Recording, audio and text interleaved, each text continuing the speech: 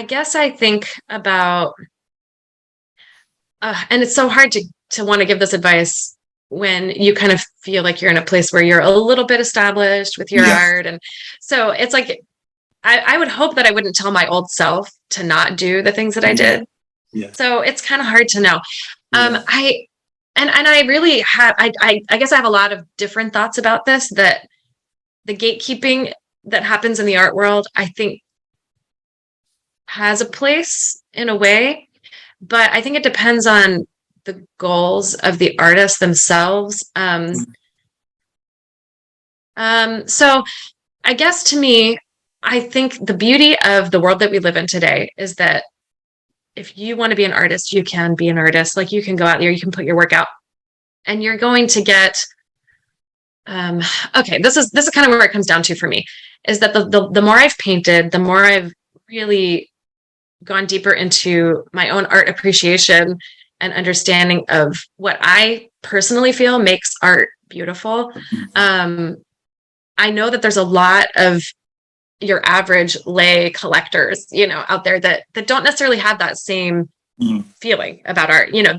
They're buying art at the department store, and they're like, this is great. I'm going to put it above my couch, and it's all I ever wanted.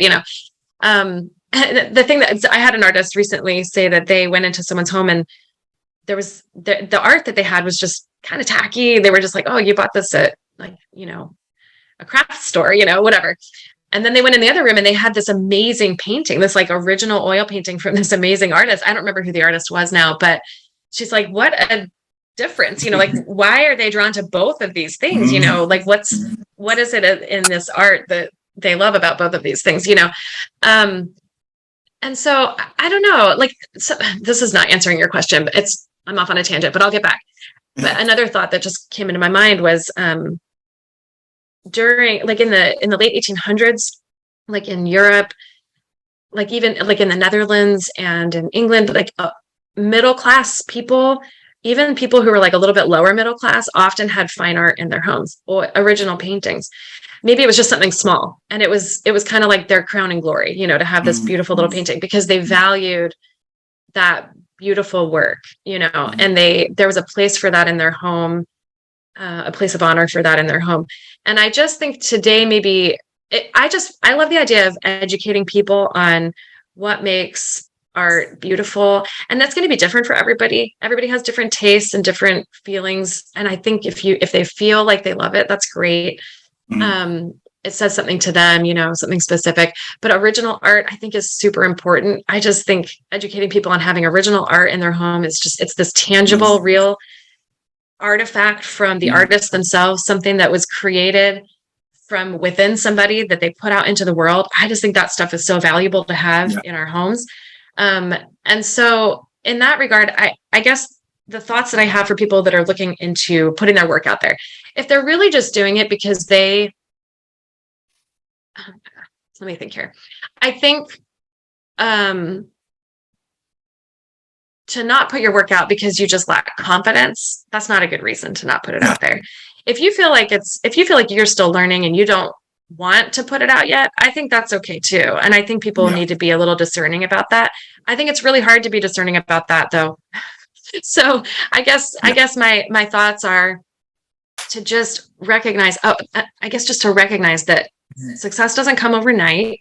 No. Maybe it does for some people, but most of us, that is not true. And so if they really want to succeed in sharing their work with the world, they have to really be in it for the long haul. And I'm kind of glad that I didn't really know that at the time because I didn't feel hindered at all to put my work out into the world. There was no social media when I started sharing my work. I mean, not really, not in the way that there is now. I had nothing to compare it to other than art that I might see in a museum.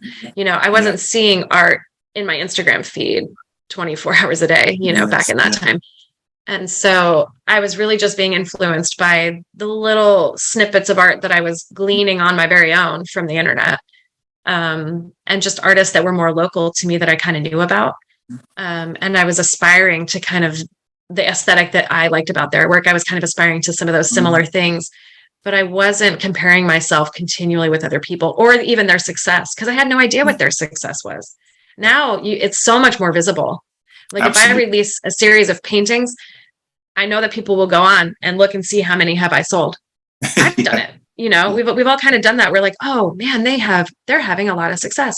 Or they'll Yeah. see like, they usually do, but they've only sold one painting.